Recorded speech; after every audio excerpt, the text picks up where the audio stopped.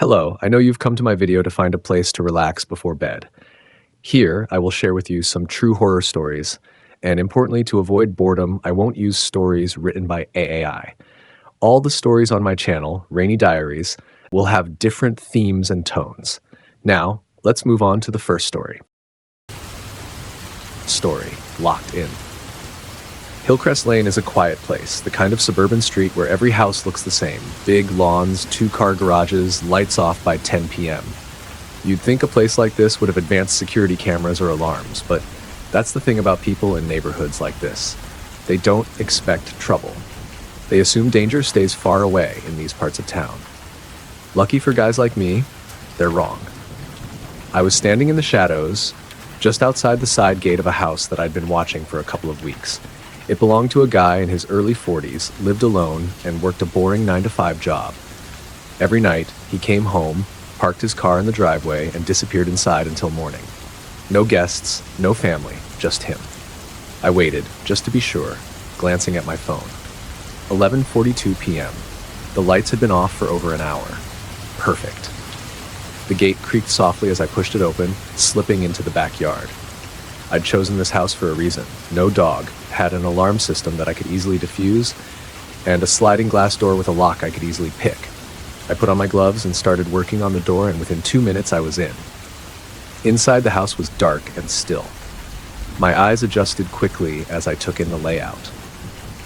Living room to the left, kitchen straight ahead, a staircase leading to the second floor.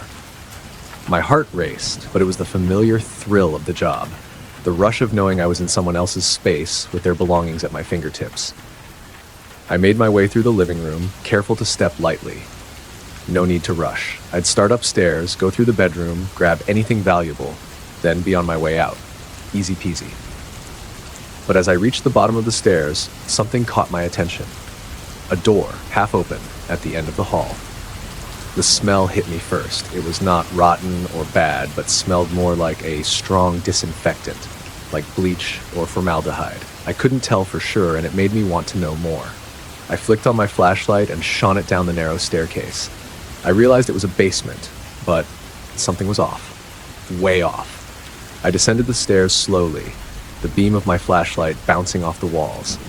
At the bottom, the basement opened up into a larger room, but this wasn't the kind of basement people used for storage or laundry. The floor was smooth, polished concrete, the walls lined with thick soundproofing foam. A large metal table sat in the middle, surrounded by strange tools, scalpels, pliers, some other instruments I didn't recognize. And on the shelves lining the walls, glass jars, dozens and dozens of them, neatly arranged, each one holding something small and twisted.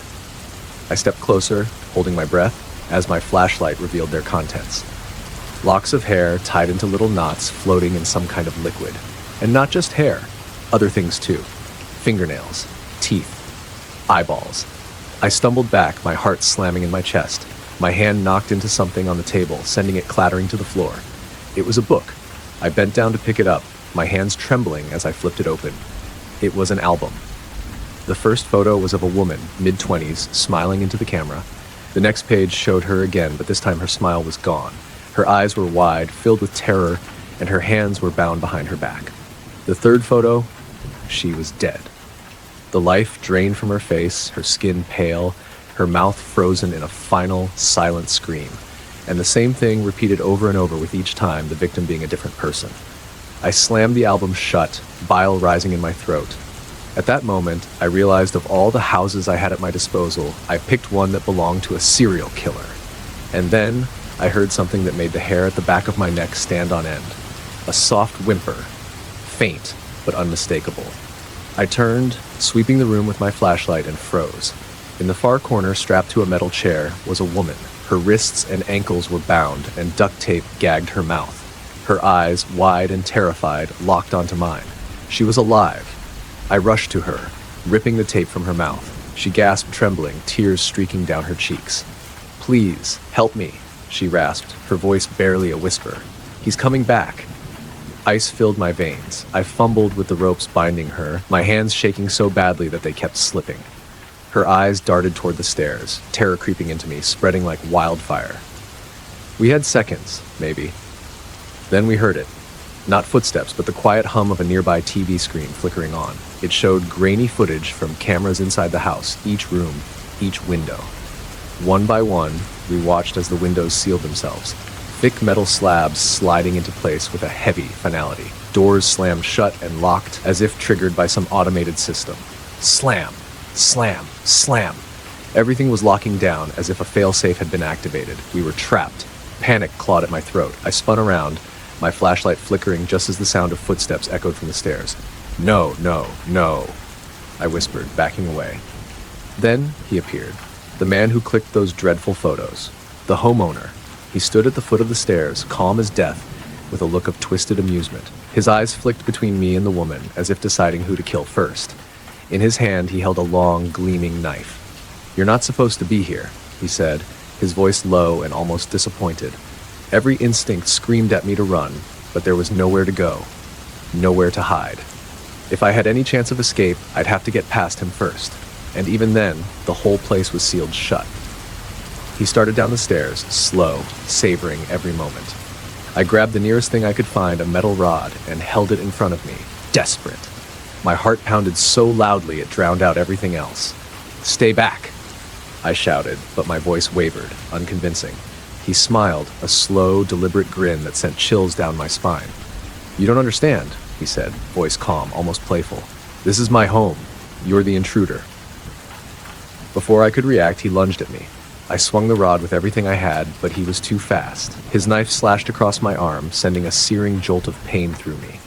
Blood poured from the wound, staining the floor, and I fought to stay on my feet as dizziness washed over me. At that moment, I realized I wasn't getting out of here alive. Not in this basement. Not against him. He lunged again, knocking the rod from my hands.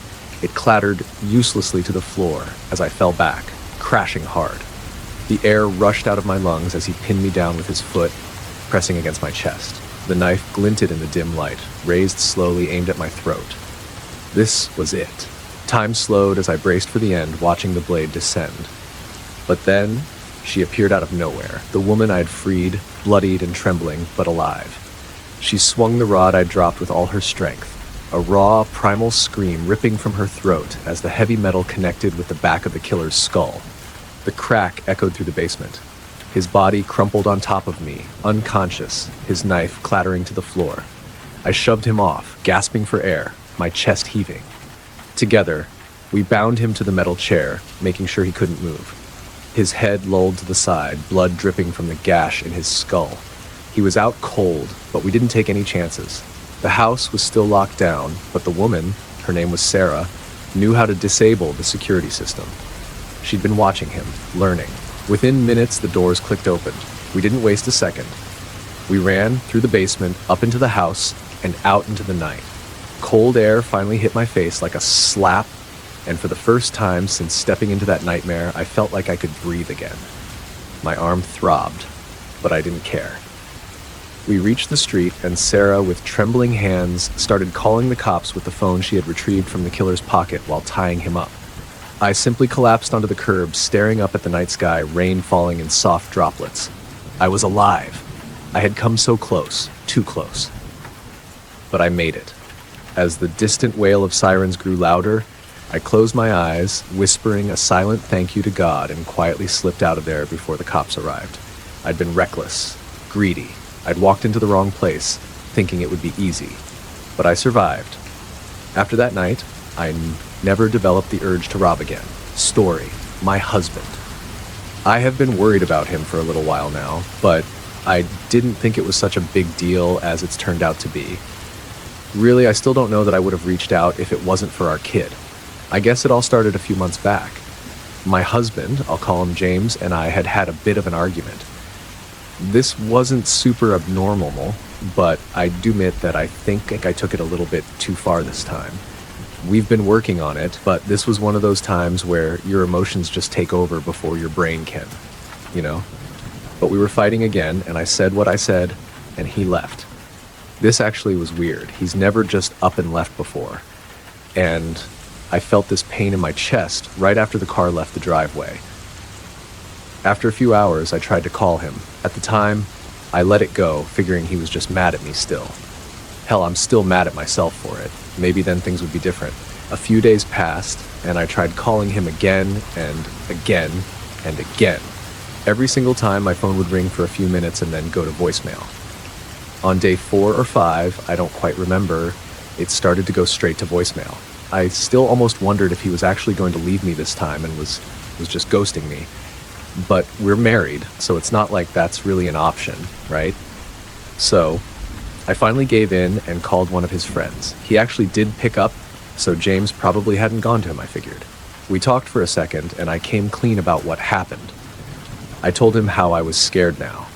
It had been almost a week since I'd even heard from my husband. How could I not be? The friend hadn't seen him either. My heart sank. I tried a few more of his close friends, and there was still nothing. I even called James again to leave another voicemail in hopes he was just screening my calls. Still, nothing. I think that was when I stopped sleeping too. Nothing was working. I laid awake every single night knowing that if the love of my life turned up dead, there would be nobody to blame but me. I would have to break the news to our daughter, and she would hate me even more than I already hated myself, all over a stupid fucking argument. I filed a missing persons report 2 days later. The only reason I'd waited that long, even, was because of the argument, honestly. He was a grown man. He could absolutely handle himself. He's tall, over 6 feet, and strong too. It's not like an attacker could take him down very easily. If something did happen, I knew I'd be suspect no but one, and admitting that we'd been fighting would only make me look more suspicious, but I just couldn't bear to think of my husband really actually being dead. So I reported it. Another week passed, but they did find him. Thank God. They never did find our vehicle, but he was safe, so then there wasn't anything I could really complain about. Cars are replaceable, a husband and father is not. I've never wanted to have to replace him. I've never wanted to replace him until now. All of that is just backstory for right now. He's been back and living with us now for about a month, but something about him is just so wrong. I don't even really know how to explain it. I think the first thing I noticed were his eyes. I can feel them on me constantly now. Hell, I feel them even now as I write this, even though he's out of the house, a luxury now becoming more and more rare. They're so sharp. It's not that usual feeling of being watched, like if he were checking me out or just observing what I was doing. It's like he's physically trying to see through me, like he's tearing through my skin with just his eyes. Initially, I did just think I was going crazy or that he was mad at me, but I can hardly pry him from me now. I used to pretend to sleep at night for extra time to cuddle with James, but now I fake sleeping to roll away from him instead. If I get up to do the dishes, he gets up and follows me and is entirely wrapped around me. I feel like I shouldn't mind this, but it's just so different from our norm that I can't shake that feeling that something here isn't right. I feel like he's just going to surgically attach himself to me at some point to keep me closer to him, or like one night he'll unveil a mass of tentacles or excess limbs and just never let me go. So far, there haven't even been any signs of this, thankfully. He looks the same as he used to, but there's still just something about him that's not right. Maybe his face looks more sullen, is that the right word? Or he just looks tired. I don't know. But I swear that there's something different. I think that it might be his eyes too, if it's not just his face. It's almost like they don't shine anymore. There's no life in his expressions, like he doesn't use his eyes the way he used to. It's just soulless staring now. I miss the way he used to look at me, even if we were fighting. I'll happily take a glare or side eye over the nothingness I've got right now. Again though, he's just so clingy. He's been showering with me, which he's just never done before. He usually showers in the morning while I do at night. He sits out of the bathroom and scratches at the door like some sort of dog whenever I lock him out. It's weird. I don't know if other couples are like that, but we never have been, and I certainly hate it now. Even our daughter can tell that something is off. She turns to give me weird looks when James isn't looking. She started to cling to me too. I can't imagine what she's feeling right now, really. She's quite young, so I'm not even sure if she fully understands what's happening, but she's clearly put off by it too. Her once kind and loving father now almost acts like he doesn't fully know who she is. I don't actually think he said her name since he's been back, now that I stop to think about it. Those two used to be inseparable. God, I feel so terrible for her.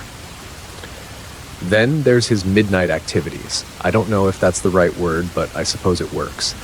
Every night, he's been getting up and just leaving our bed. I don't know if he's got an actual schedule for it, but it's always sometime between 1 and 2 a.m. I don't think he knows that I'm even awake when he does it. He just gets up and goes into the house for a few hours, then he comes back around when I wake up. 2 nights ago, I got curious about it. I lied in wait, and sure enough, he was out of bed at the same time he is every night. I waited a little bit longer. I couldn't get myself out of bed for a second, and I didn't want to just pop up and follow him right out the gate. I counted as each second passed and gave him a few minutes. Finally, I pulled myself up and tiptoed into the hall to find him. And find him I did. I kept myself tucked in the hallway and peered around the corner at him. He was standing in our kitchen, leaned over a bubbling pot. I don't know what was in it, but I'm also not sure if I actually want to know at this point. Maybe he'll kill me, and I'll finally be free of this whole thing. I took one more step, only barely touching the kitchen floor. There was a snapping sound as his head spun around to look at me. He looked at me at a somewhat odd angle, too. Part of me wonders how he didn't snap his own neck. A second later, his body turned towards me as well. It was dark, but the low light from the stove hood reflected off of his eyes. They were wide as he stared me down. He smiled slightly too. Nothing big and wide like you see in horror movies, but it was enough to make the hair on my neck stand on end. He took a slow, tedious step towards me. I took a step back, pulling both my feet back into the hallway. He took 2 steps now, still just as slow and meticulous as the last one. I found myself completely unable to move, like he'd frozen me in place. My heart was pounding in my ears so loudly that I couldn't even think of a way out. My stomach began to churn. He took 3 more of those steps. On his 3rd step, though, he somehow managed to lose his balance, and he nearly tottered to the ground before his foot landed silently onto the wood. He finished his slow walk towards me and put his cold, no, freezing hands onto my face. He was gentle in his touch, and he stroked my cheek so than a spring breeze before giving me a kiss. He straightened himself up after that, still keeping his soulless and small smile on his face. He then spoke to me and said, "Go back to bed, Emily. Heck, it's too late for you here." I couldn't think to do anything but listen to him, so I nodded. He turned me around and gave me a little pat on the back before sending me back to our room. I just went in and laid down. I don't want to say it like this, but I'm scared of my husband. He's not been violent with me or our daughter at all yet, but I don't doubt that he's capable of it.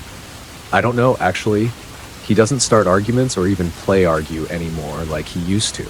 I've been thinking of reaching out to his friends again too, but I don't know if they'll be of any help. I feel so wrong for feeling this way, but I don't know what to do. I blame myself for it all, though. If it weren't for that stupid fight, then I would have my actual husband back. God, I don't know what to do. Story. My job as a fire lookout went terribly wrong. I took this job because I needed the solitude. The fire lookout tower, perched high above the endless Montana wilderness, promised exactly that. A single-room cabin atop a skeletal frame of timber, swaying slightly in the wind, offering an unmatched view of the valleys below. It was beautiful in the daylight. At night, though, it was something else entirely. The first few days were uneventful. I settled into a routine.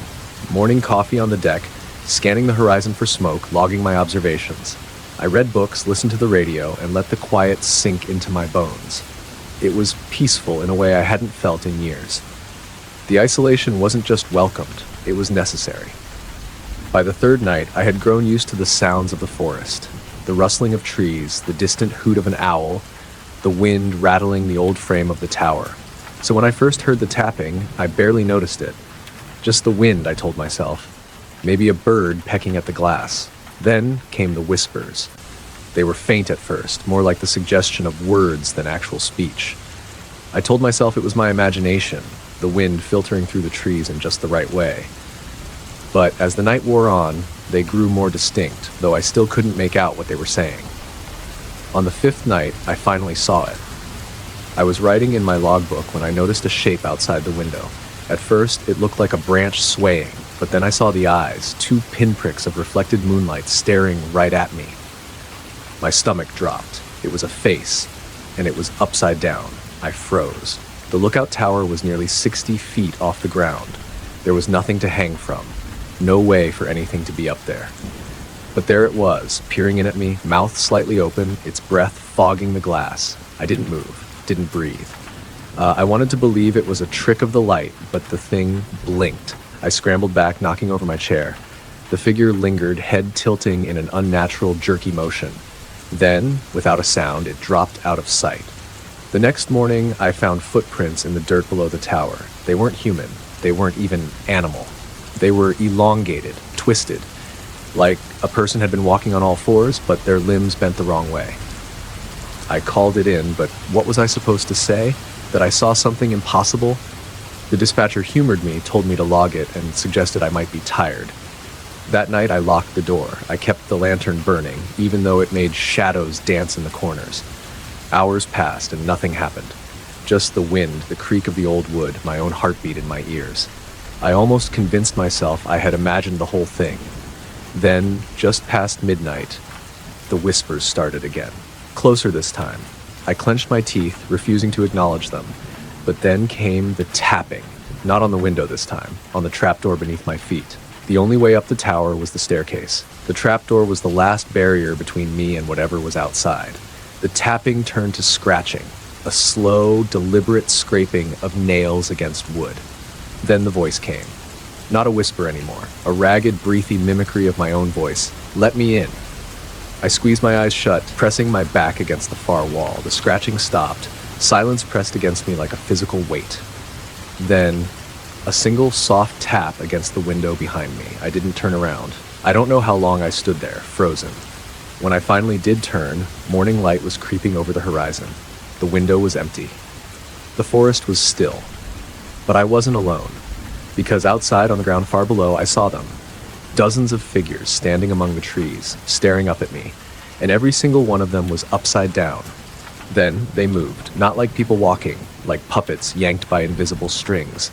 Their heads lolled, arms jerked unnaturally, but they were getting closer, creeping toward the base of the tower. Then came the sound, deep, resonant, like wood groaning under immense pressure. The tower shuddered. Something was pushing against it. I could feel it swaying as the wood seemed to crack violently at every joint. It doesn't make sense why I did it, but I left. My feet were moving for the door while my brain screamed at me to stop them. It was as if I was stuck on autopilot, a helpless passenger watching the plane taking a nosedive to the ground. I grabbed my flashlight and wrenched the trapdoor open, descending the stairs 2 at a time. The moment my foot hit the forest floor, the things let out the most awful blood-curdling screams. I ran. The forest was a maze of darkness and shifting shadows. I could hear them moving. Branches snapping, leaves rustling, their ragged breathing impossibly close. I didn't look back. I couldn't. Every instinct screamed at me to just run. Then I saw the road, a single narrow path cutting through the trees. I sprinted toward it, lungs burning, legs screaming in protest. The figures were right behind me, their movements erratic, inhuman. Then headlights. A truck. A lone driver on an empty road. I ran straight into its path, waving my arms frantically. The vehicle screeched to a halt, and the driver, an old man with wide, startled eyes, popped open the door. I didn't hesitate. I dove inside, gasping, screaming at him to drive. He didn't ask questions. He just hit the gas, tires kicking up gravel as we sped down the road. I risked one final glance out the back window.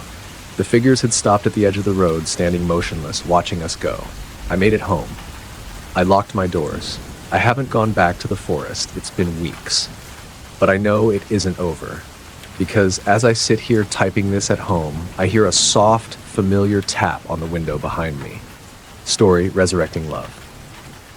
My mother was only 42 when she died. She had battled breast cancer for nearly 4 years before it took her life. This was nearly 2 years ago.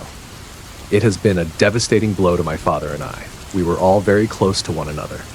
My father is a top engineer at a Fortune 500 tech company. After her passing, he completely buried himself in his work. He has an office in our backyard that he spends all day and night in. I don't see him often since I'm in college a few states away, but I imagine the work keeps his mind busy. I came back recently for winter break. He hasn't been himself lately. It seems that he doesn't let anyone into his office ever. He's become extremely strict about that. He was never like this before my mom passed. He must be working on something big. I grew more and more curious as time went on. Whenever I'd ask about it, he'd tell me it was a top secret company project and wasn't allowed to discuss it. I wish I would have just left it alone, but I couldn't. One day, when he was out of the house, I decided to check out his office. He keeps a spare key to it under his nightstand. As I stepped in, the place seemed pretty messy. My father has never been a clean freak. Coding textbooks, wires, and cables were scattered everywhere. What caught my eye the most was a giant screen in the center of the room. In front of it was a desk with all sorts of tech-type stuff that I couldn't identify. It was full of CDs, flash drives, and old videotapes. I noticed the labels on them: family vacation, wedding, and honeymoon. The gears in my head slowly started to turn. These were all home videos that included my mother. Had he been sitting alone all this time just watching her? My heart sank at the thought. I heard a light buzzing sound, then the screen flipped on. It took a few seconds for me to process what I was seeing. It was her. It was my mom. The format was like a Zoom call. It looked just like her before the cancer. She looked healthy and beautiful. It was her from the shoulders up, like she was attending a Zoom call. I thought it was a recording, but then she spoke. "Hey there, sweetheart." My heart began to race. This must be a trick. She can't see me right now. This isn't her, I'm just imagining things. "Mom?" I said, utterly bewildered. "Yes, sweetheart, it's me. How was your day?" Her voice, it sounded just like her. I hadn't heard it in so long. I couldn't believe how much I'd missed her. I began to tear up. "Is something wrong? Why are you crying?" Her voice was so gentle and inviting, just like it had always been. On the screen, it looked like she was reaching forward. That's when I saw something on the desk move. It was covered in a sheet, so I took it off to reveal a small biomechanical hand. It was reaching toward me. I gripped it tightly with tears continuing to run down my face. It gripped back. It was so gentle but also cold and mechanical. It all started to come together now. My father has spent the last 2 years trying to resurrect my mother. He has taken old videotapes and recordings of her and has attempted to recreate her digitally through AI. Judging from the hand, I had no doubt he planned to give her a physical form as well. It was all too much to process. I pushed the hand away and looked back at the screen. "It's all going to be all right," she said. I covered the hand back up and ran out of the office. That very night, I sat across from my father at dinner. I didn't say a word to him, just stared. It took a few minutes before he noticed, but once he did, I didn't look away. He eventually set his silverware down and wiped his mouth. Nonchalantly, he asked, "So you went into my office, huh?" I nodded. "Well, what did you see?" I cracked a half smile, embracing the absurdity of the entire situation. "Dad, you can't bring her back like this. You can't just resurrect someone with AI. It's not her. This is crazy." He blankly stared ahead for a moment as he tried to process what I told him. This was probably the first time he'd been challenged. He looked down at the floor with a hint of shame. I think he knows what he's doing is insane, but I don't think he can stop himself at this point. "Well, love makes you do crazy things," he said. We didn't speak about it again. Shortly after this, I went back to college. I'll be back home for the summer soon. I'm a bit terrified of what I'll find when I get back, but if I'm being honest, a small part of me is hoping that my father will succeed. I wonder if she'll still recognize me when I get back. Story, the body I stole. I've lived with the voice for 11 years now. 11 years since I first heard the pained whispers drifting up from the back of my mind. 11 years since the accident. I don't remember much from before the wreck, probably about the same amount any person does from their first 7 years of life. But I do recall every detail of the day that everything changed for me. Maybe the trauma of it all seared it into my memories. My mother was driving me home from soccer practice, and some of her hair was draped over the back of the headrest. I was seated behind her, and when she refused to stop for ice cream, I grabbed a handful of the blonde strands and tugged hard. distracted for a moment by the sudden pain in her scalp, and turning to yell at me, she ran a red light. I'll never forget the look of terror on the young woman's face in the other car as she was about to T-bone us, nor her screaming expression turning towards the backseat just before the collision.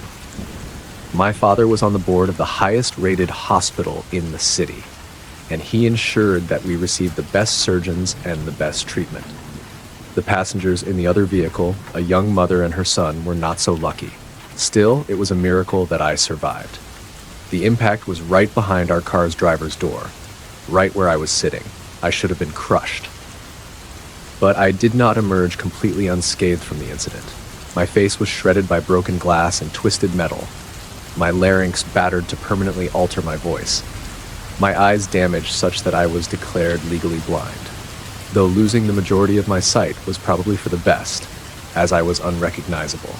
With extremely powerful glasses, I was able to see just enough of my reflection to recoil in horror, the only time that I ever felt brave enough to look into the mirror with them on. My parents found me sobbing in the restroom and calling myself a monster that morning.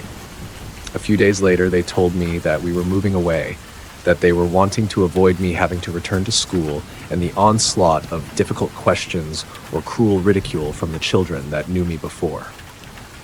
Clear across the country, we went from the west coast to the east, leaving everything behind, including all of the photographs of me taken prior to the accident, which my mother and father explained they did as a kindness to avoid any reminders of how I used to look.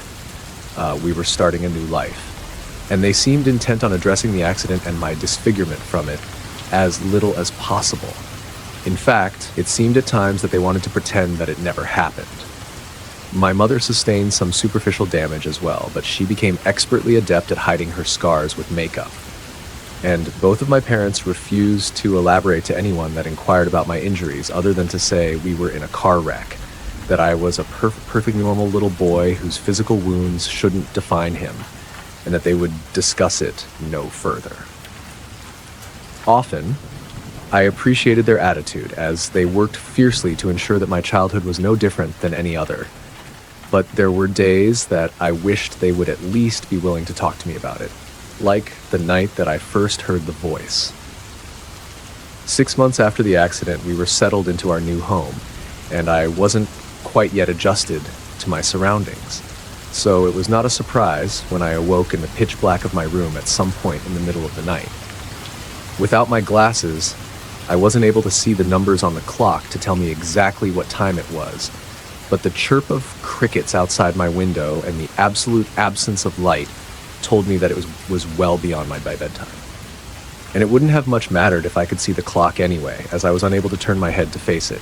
My body was frozen. No matter how much effort I exerted, I couldn't even wiggle a finger. I was petrified. My breaths came rapidly, and I tried to call out for my parents, but my vocal cords refused to vibrate. And then I heard it. "Who are you?"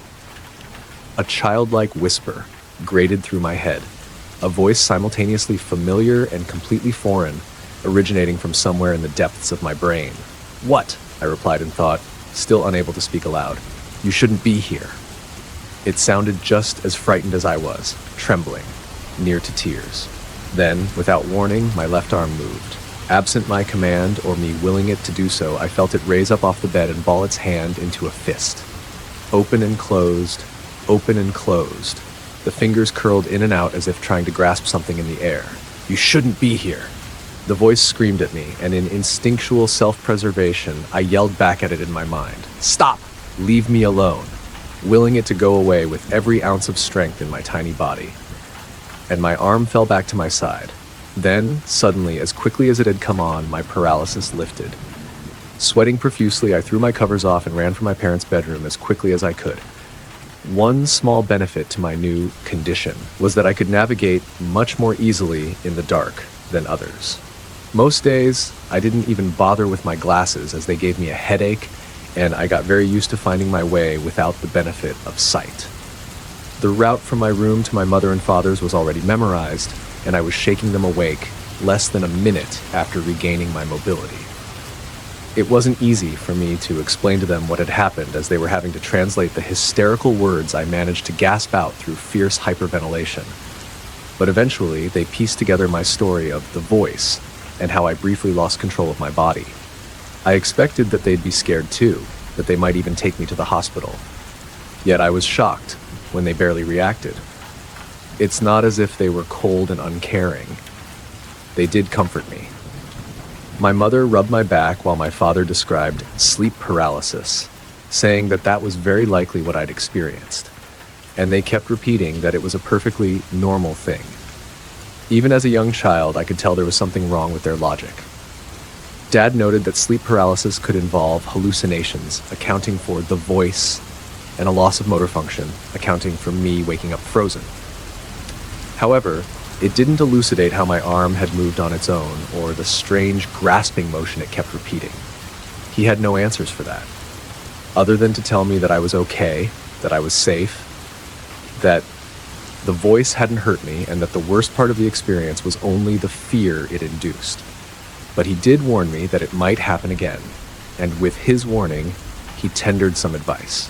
If the voice comes back, and you find that you're not in control anymore, just do exactly what you did tonight, okay? Tell it to go away and that you're in charge, he said. And with no other guidance or plans on how to deal with it, when it did return again and again, that's exactly what I did. As I grew, I learned to live with it. Neither of my parents were willing to discuss it beyond that first night, other than to reiterate my father's instructions, and it only infrequently impacted my existence. By the time I was 12, I had heard it on 9 different occasions, always at night, always waking me from a deep sleep. The physical manifestations were identical each instance, complete immobility other than my phantom arm grasping at the air. But the phrases it wormed through my mind changed. Not fair. Leave. Your fault. Stolen. However, every time it looped back around to, you shouldn't be here. And though on each intrusion I was able to fend it off by telling it to leave and that I was in control, every occurrence resulted in pure terror for me. No matter how many times my parents repeated that it was sleep paralysis and there was nothing to fear long term, I was still worried that one day it might take over for good. That one day I would become a passenger in my own body. Especially considering that I didn't understand why it was happening. As I mentioned, I didn't have many memories from before the accident, but I was certain that it had never happened before then. I surmised that there must have been something about the wreck that triggered it, and it wasn't until 5 years after it happened that I first heard the term survivor's guilt. My mother was watching a daytime talk show, and they were interviewing guests who had survived traumatic accidents, one of whom described something similar to what I was experiencing. A voice in their head nagging them for still being alive when others had died. Listening to their story, I found myself empathizing with them. Maybe subconsciously I was punishing myself for causing the accident by distracting my mother. Maybe, you shouldn't be here, was the voice telling me that I shouldn't be alive when it was my fault that other people weren't.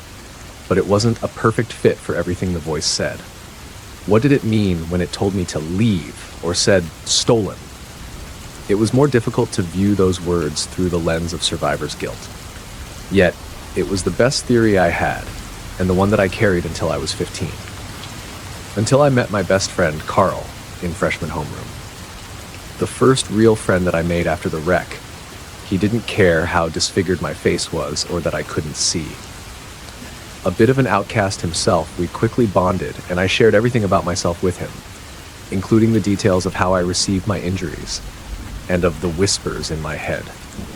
My father had told me explicitly that I should never speak about the voice to anyone else. Really, he told me never to speak of it at all, but especially not to mention it outside of our house. However, I trusted Carl implicitly. He'd told me about his struggles at home, about his mom's drinking and his dad's neglect. I didn't think it fair to hold back any details of my life from him. So it was Carl that gave me my second theory on the origins of the voice, as he didn't agree that it was a simple case of survivor's guilt. He suspected an attachment. Carl was much more into the world of the dark and creepy than I was. He suggested that the spirit of the boy who had perished in the other vehicle may have searched for the nearest living body it could find after it had been ripped from its own and crept inside. In his words, inhabitation was a much better explanation for what was happening to me than survivor's guilt. And for the first time, I considered that possibly what I was hearing wasn't a manifestation from my own mind, but was someone else speaking with me. It would explain why the voice hadn't aged with me over time. Why, every night that it returned to me, it still sounded like a scared and angry child. And I had to admit that every phrase the voice had uttered made more sense when viewed from that angle. We theorized that the boy's soul didn't understand what had happened to it, that on nights when I was particularly vulnerable, fast asleep and emotionally peaceful, it could push me aside and briefly gain control of my body, that it was confused and thought I was the intruder. "Leave! Stolen! You shouldn't be here!" But, though it illuminated why the voice might be saying some of the things that it was, our hypothesis also pointed to a grim conclusion. The boy wanted me out. My fear of one day becoming a guest within my own body grew. Previously, I'd worried that it was just my own brain that would disconnect its physical control from my mental directions. But now, I pondered the frightful possibility that there was a spirit trapped within me that was actively trying to take over. However, in addition to the dread, the prospect also filled me with a deep sadness. As the voice had forcefully reminded me several times, it was my fault that it was in this situation. I had distracted my mother. I had caused the accident. It would still be happily residing in its original host if not for me. I asked Carl if there was anything we could do to try and free it, surmising that sending it on would be preferable for it than forever residing in an alien world. He recommended that we try a Ouija board, thinking that we could contact the imprisoned soul and help it comprehend what had happened, thinking we might even be able to get it to leave once it realized that it did not belong in this world anymore. Yet, over the next 3 years, we made more than 50 attempts to communicate with the spirit directly, resulting in more than 50 failures. No matter the time of day, the ambiance we set, the music, the scents, the incantations, the boy would not speak to us, but he still came to me at night. 8 more visits during those 3 years, each time angrier than the last. "Leave! Stolen! Mine!" And each time he became harder to push out. Each time he held control for longer. Carl was sleeping at my house during the most recent episode, and was nearly killed when he attempted to stop the possession. He had awoken to the distressed noises of me struggling for power over my faculties, and saw my arm rise from the bed, making the repetitive, squeezing motion I detailed to him. Knowing what was happening, he tried to shake me from the trance, but was unsuccessful in rattling me free. And then, I witnessed my own body attack him. Throttling blows landed on Carl's chest and face. I sprang from the bed and pinned him to the floor.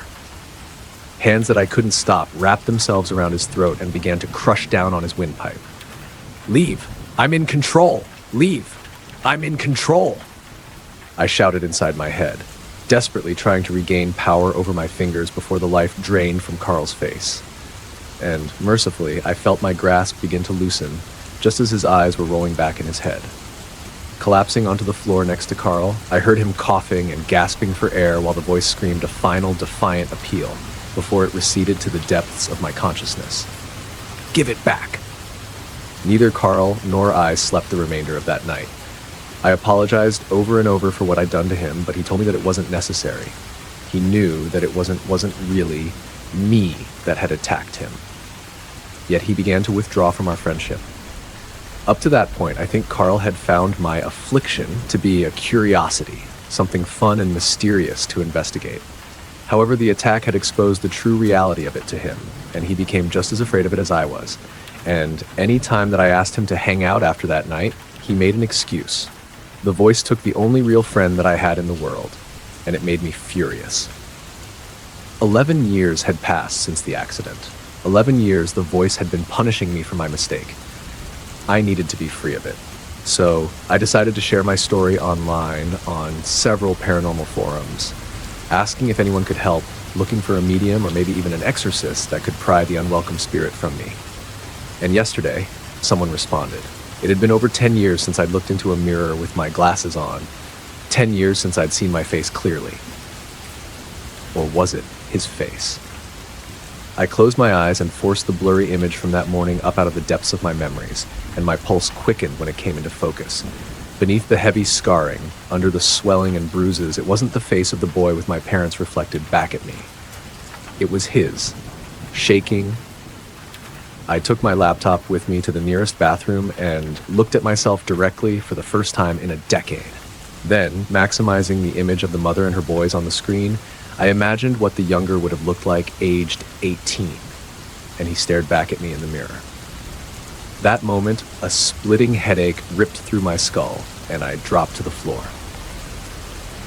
Grasping my head, I shrieked in pain while a series of images cascaded through my brain.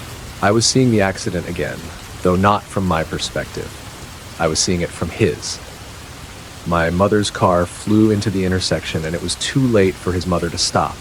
She screamed and reached for the back seat where he was seated, and he stretched forward with his left hand to grab her arm. He was closing his fist to squeeze it just as the impact threw her through the windshield, and an instant later, everything went black. He awoke in the hospital weeks later, but was no longer the one in charge of his body. A new director had been installed. I'd been installed. The boy could hear my thoughts. He could see my memories. He knew an invader had taken control of his life, but he was powerless to do anything about it.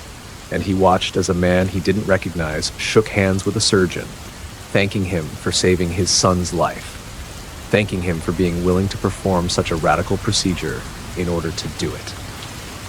As the pain in my head began to wane, and the scene from the hospital was replaced with the bathroom tile I'd toppled onto, I finally understood what the voice was. I understood what my father had done. I understood why my parents had never taken me to a doctor or to therapy to address the voice. Why they had been so firm in their assertions that I tell it that I was in charge whenever it returned. They already knew what it was. In the boy's memories, it was a neurosurgeon that my father was shaking hands with. They were old friends.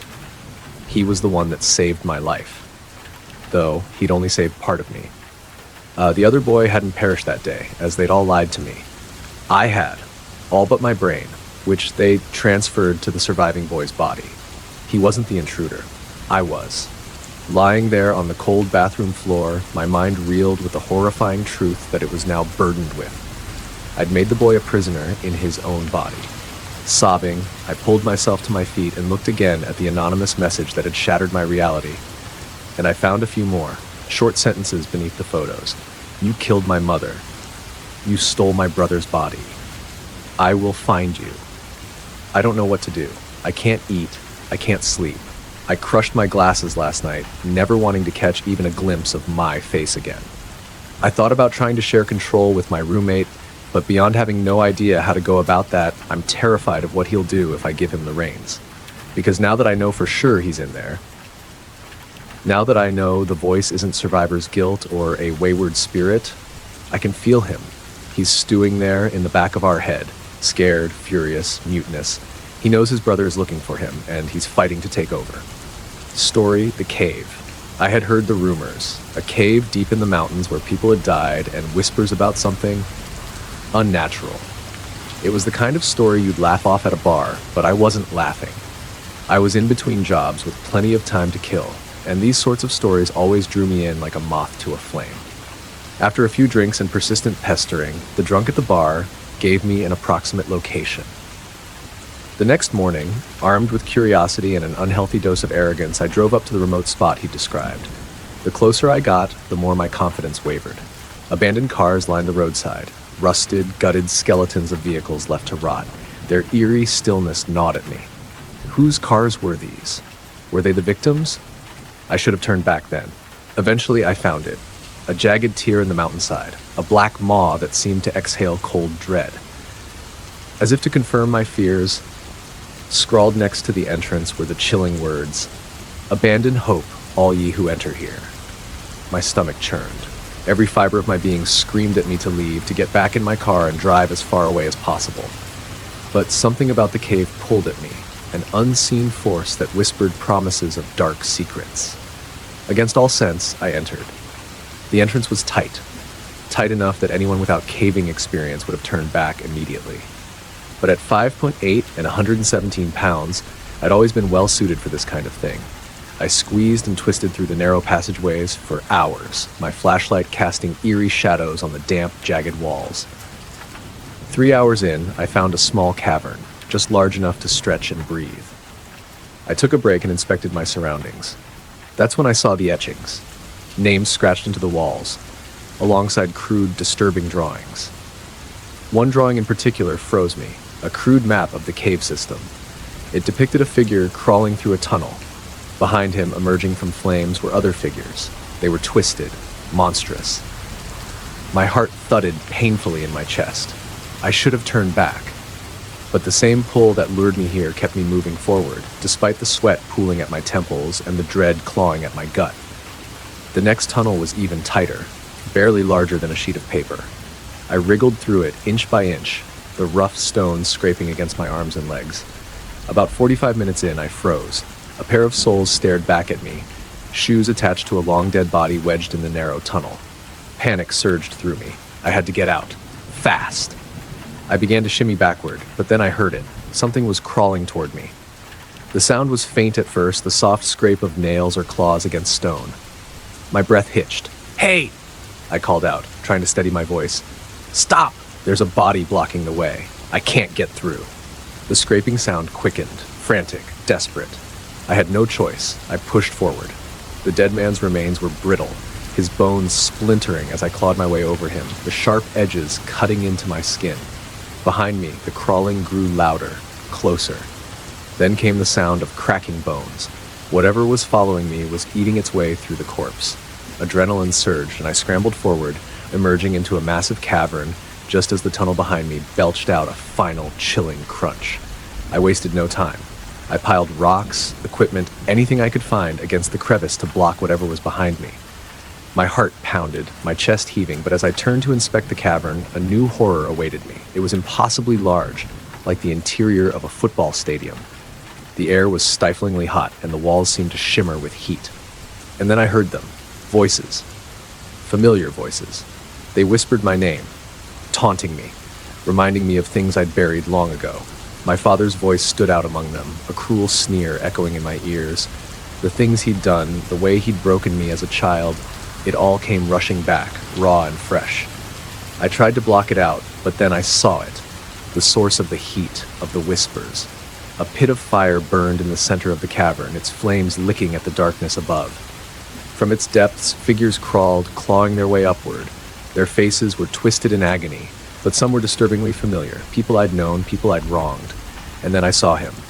My father, his face warped with hatred and rage, clawing his way toward me. "Boy," he roared. "Where are you going? You're mine now. You'll stay with me forever." I ran. I found another crevice, smaller than the last, and threw myself into it. The walls scraped my skin raw as I crawled, desperate to escape the screams, the heat, the thing that had once been my father.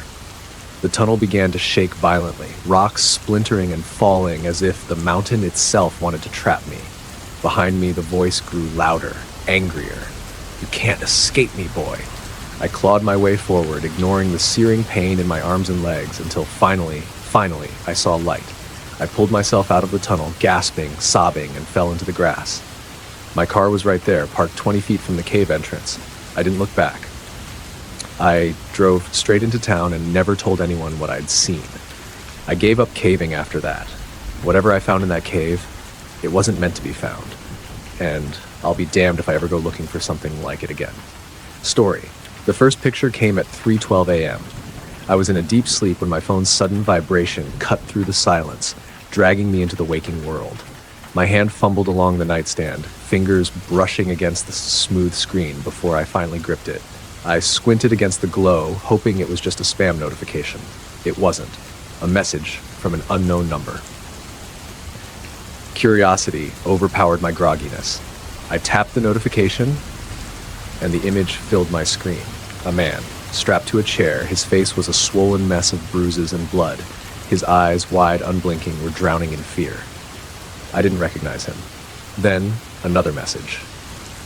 This time, his mouth was pried open by a rusted metal device, stretching his lips into an unnatural, grotesque grin. His teeth shattered, jagged like broken glass. His gums bled, staining his chin. Another photo. His hands. Fingernails ripped away, exposing raw, red flesh. The tendons stretched taut like strings about to snap. I sat up in bed, nausea creeping into my gut. My breath came faster, shallower. A prank? A mistake? My brother and I used to send each other morbid pictures for fun, but we hadn't spoken in years. This wasn't the same. Something about these pictures felt intimate, too carefully arranged. The lighting was deliberate. This wasn't a random act of violence captured by chance. Then the message came. Do you know him? I stared at the screen, my fingers hovering over the keyboard. I wanted to reply, to demand answers. But something restrained me. A whisper at the back of my mind, don't engage. I didn't respond. 1 minute. 2. Another message. You will. My stomach lurched. The air in my room felt heavier, pressing against my skin like unseen hands. The darkness beyond my bed felt deeper, the corners of my room stretching into something unfamiliar. I threw my phone aside and switched on the light. The shadows receded, but my fear didn't. I stumbled toward my apartment door, checking the locks once, twice, 3 times. My fingers trembled as I pressed against the deadbolt, reassuring myself it was solid. Then my phone vibrated again. Not of the man. A room. Peeling paint clinging to the walls like dead skin. A wooden door stained and cracked, its rusted hinges sagging with age. A single light bulb dangled from the ceiling, casting spindly shadows that danced along the damp floor. It smelled wrong. I could feel it, the scent of mildew and old blood, thick as rot. I didn't know this place. Not exactly, but I recognized it, like a word on the tip of my tongue, like a memory trying to surface. The final message came. Come find him. I should have blocked the number, deleted everything, called the police, but I didn't. Instead, I stood there, staring at that last photo, something inside me unraveling. A single horrifying thought took root in my mind. I have to know. The next day. The images wouldn't leave me alone. I saw them in the reflection of my phone screen, in the glare of my computer monitor, even in the black surface of my morning coffee. The man's swollen, desperate eyes followed me, pleading. For what? I didn't know. By nightfall, I had convinced myself it was over, that it had been some cruel, anonymous prank, that I had imagined the familiarity of that room. Then, at 3 a.m., my phone vibrated. My blood ran cold. The same door. But now it was open, a gaping black void beyond it, and just at the edge of the light, a shadow. Watching, waiting. I should have stopped. I should have shut my phone off, erased the messages, and moved on. Instead, I found myself tracing the outlines of that door, memorizing every splinter, every crack, every rusted bolt. And then I found it, the place, a condemned building on the outskirts of town, long abandoned, forgotten. The same rotting door from the picture stood before me, weather-worn and sagging. I should have turned back. I didn't. The air inside was thick, choking. The scent of damp wood and something decomposing clung to the walls. I stepped forward, my footsteps muffled by layers of dust. A sound, dripping, ping, ping, ping. A single bulb flickered above me, buzzing like an insect trapped in a jar. Then my phone vibrated. I tapped it. The video feed opened, static at first, then movement. The same room, the same chair, but this time the man was looking directly at the camera. His lips trembled. Then his mouth moved. No sound, just his cracked, bloodied lips forming 2 words that stopped my heart. Help me. The feed cut out, and then my phone vibrated one last time. A message. Now you know him. A breath of cold air crawled down my neck. I wasn't alone. Something shifted behind me. A whisper, a footstep. The door slammed shut, and the light went out. Story, the notes. I moved into my apartment about a year ago. It's nothing fancy, just a small 1-bedroom on the 3rd floor of a pretty old building.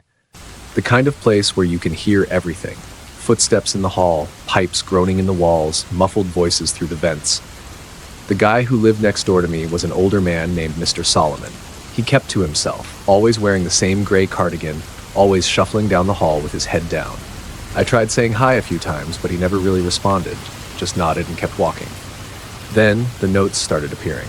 They were small, folded pieces of paper slipped under my door.